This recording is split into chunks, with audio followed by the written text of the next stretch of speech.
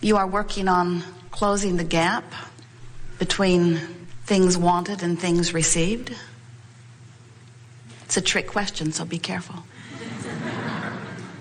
Or are you experiencing the life-giving enthusiasm that an unfulfilled, yet being fulfilled, not yet manifested, yet energy in motion, can't see the whites of his eyes yet, feel the energy of him coming, creation?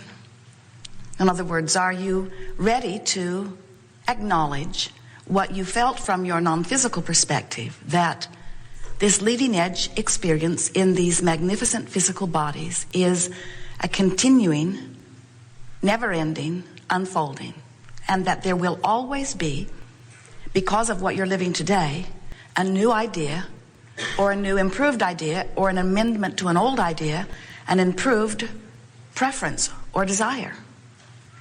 So since you are, we are, you are, we are all eternal beings, and there will be no ending to our ability to, from where we are, define, design, conclude, desire, prefer something more, don't you think it's time that you make peace with the incompletion of your beingness? Yes.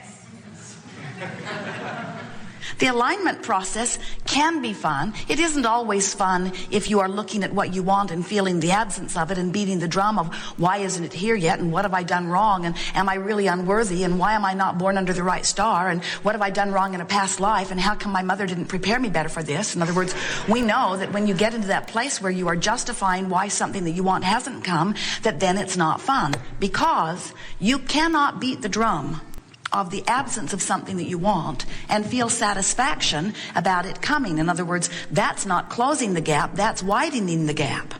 And what's this gap that we're talking about anyway? In other words, what gap? Well, it's the gap between where you are and where you want to be. That's one way of looking at it. But we want to explain it to you here today in a way that you will always remember, in a way that will resonate with the very core of you, because we are wanting you to remember who you are, who you really are, and we're wanting you to activate your guidance so that you can not only remember intellectually who you are, but so that you can feel the vibration of who you are allowing yourself to be in relationship with who you really are. As Jerry and Esther are traveling about, they have navigational systems in their vehicles. 3 different ones now. OnStar in one vehicle, Pioneer in another, Magellan in another. But they all work on the same principle. They all work on the principle that the machine, the satellites in the sky, the antennas on the roofs, locate where you are right now. And then they program in their desired destination. So now, the navigational system has 2 things, only 2 things, that are of importance or interest. Only 2 things are relevant to this process. Where are you, and where do you want to be? So Jerry and Esther program in the desired destination, and then the navigational system prepares a route and gives it to them verbally or visually or both, and then says to them, please proceed to the highlighted route. And when they do, the navigational system is peaceful and calm. Go this way, go this way, go this way, go this way. But when Jerry and Esther, as they occasionally do, decide a different route than has been advised by the navigational system, Magellan especially kicks up quite a squawk. Please proceed to the highlighted route. Please proceed to the highlighted route. Please proceed to the highlighted route. When possible, make a legal U-turn. Because it is very clear. You're here, you say you want to go here. We've given you the best way of doing that, and when you don't do it, we'll let you know. So, you have a navigational system within you that operates on the same principle. Where are you in relationship to where you want to be? But there is another piece of this that we don't think that you are keenly aware of. And we think it is the missing piece that once you are keenly aware of it, you will once and forevermore understand your own guidance system. Finally, you are going to bring yourself into conscious awareness of the guidance that is coming forth from within you. And here's how it works. You've heard us say, if you've been listening to us for any length of time at all, that there are 3 steps to the creative process. Step 1 says, ask. Well, you may think that's easy for you. You've been asking all along. But we want to say to you it's even easier than you know, because even if you don't put words to it, even if you haven't focused it consciously in your own mind, the contrast of your life experience causes preferences to be born constantly within you. And as these preferences are born within you, they shoot out of you like vibrational rockets or rockets of request. So that is the asking, and it happens whether you know that it's happening or not. It is a consequence of living in a contrasting environment. So here you are, living contrast. And when you don't have enough money, you know you want more money. When you're dizzy, you know you want stability. When you're confused, you know you want clarity. When you don't feel good, you know you want to feel better. When someone's rude, you want them to be nicer. When you're rude, you want to be nicer. In other words, you're launching all of these rockets of desires constantly from every point of view that you consciously and unconsciously are moving through on your day-to-day experience. And in the moment that you conclude that you prefer something, Source goes with your new rocket and says, we agree, done. Now, we're not kidding you about this. Talk about worthiness. Are you getting the full impact of this? So Source watches you in your exposure to contrast, and when the new preference is born, Source always says, that's just right. Yes. That's step 1 and step 2. So now what we want you to hear is that in the navigational system scenario, one point of vibrational relativity has been established. Who you really are and where you want to go is one point in that navigational system. Now the other point is, where are you in relationship to it? Where are you in relationship to what you now want?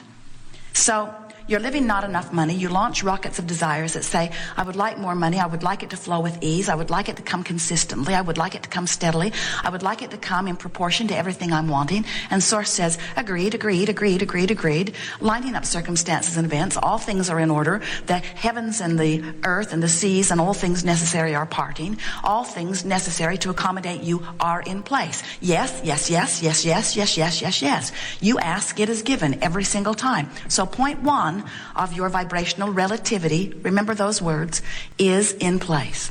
The only question is, where are you in relationship with it now? You gave birth to a new rocket, but are you complaining about not having enough money? If you are, you're not in the vicinity of your desire or of Source's agreement with your desire. You're hearing what we're getting at? You're not in agreement with your own desire. You are vibrationally out of whack. And your guidance system is saying to you, please return to the highlighted route. Please return to the highlighted route. But it's coming to you in the form of frustration, in the form of anger, in the form of fear, in the form of criticism, in the form of things that don't feel good. So what we really want you to hear is that when you are in alignment with your Source, you feel wonderful. In fact, negative emotion is what it feels like when you have introduced into your vibration contradiction. Negative emotion is you're not allowing your alignment. We call that resistance. Positive emotion is you're allowing your alignment. We call that allowing. So over time, we have come to call this gathering the art of allowing. And it simply is the art of closing the vibrational gap between where you are and where you want to be. And so that's what we're going to be talking about all day here today. We're going to talk about these 2 points of vibrational relativity. When people talk about aligning energy, we want you to understand that that's what it means. When people talk about guidance system, we want you to understand that that's what it means. You don't have to figure out what anybody else or what everybody else thinks or wants or believes or knows about a subject. You only have to close the gap in your own vibration. Now remember, you are Source energy. You are wise beings. You are powerful creators who are all of that funneled into this physical body. And you chose from all of that wisdom this specific time-space reality and the specifics of where you were born and what you were born into, because you understood that it would be a well-stocked kitchen from which you could extract any ingredients that you thought would make a pie that would be meaningful to you.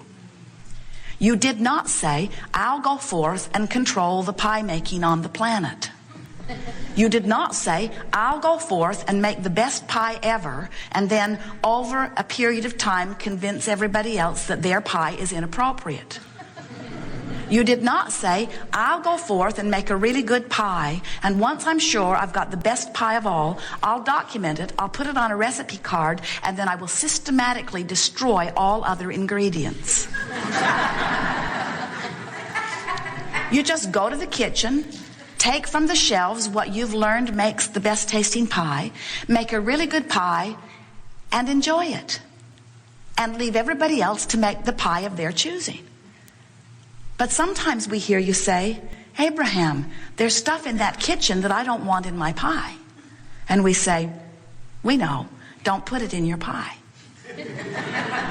And you say, but it's in the kitchen. Some of it might get in my pie. And we say, none of it can get in your pie unless you put it in your pie. And you say, but others are putting those terrible things in their pies. And we say, we know, but no one could put anything in your pie but you. And you say, but what if some of it gets in my pie? What if something goes terribly wrong and some of it somehow gets in my pie? I would feel ever so much better if we could just remove these things from the kitchen so that there could be no possibility that any of it would get in my pie. And we say, none of it can get in your pie unless you put it in your pie. And then you say, some of it got in my pie. And we say, but you were the one who put it in your pie. And you said, I didn't put it in my pie. I was nowhere near that stuff. How did it get in my pie? Somebody put it in my pie. I know they did. It's in my pie. I don't want it in my pie. You put it in your pie. Well, how is it that it got in my pie? I did not put it in my pie. Your attention to wanted or unwanted things puts it in your pie. I know, Abraham, but it would be so much easier for those unwanted things if they just were nowhere where I could see them. Because if I couldn't see them, then I wouldn't think about them, and if I'm not thinking about them, then they wouldn't end up in my pie, right? Right. If you don't think about them, if you don't push against them, they won't end up in your pie. All right, then we're agreed, you say.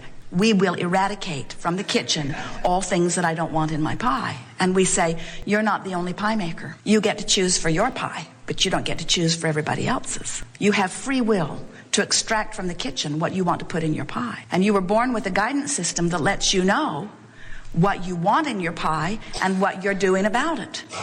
Your life experience has helped you to conclude your pie. Vibrational escrow is full of all of the things you want. All of the things you want are shooting from you like rockets and are being held for you in vibrational escrow. With your encoding, with your vibrational encoding, they are yours. No one else can come and snatch them away.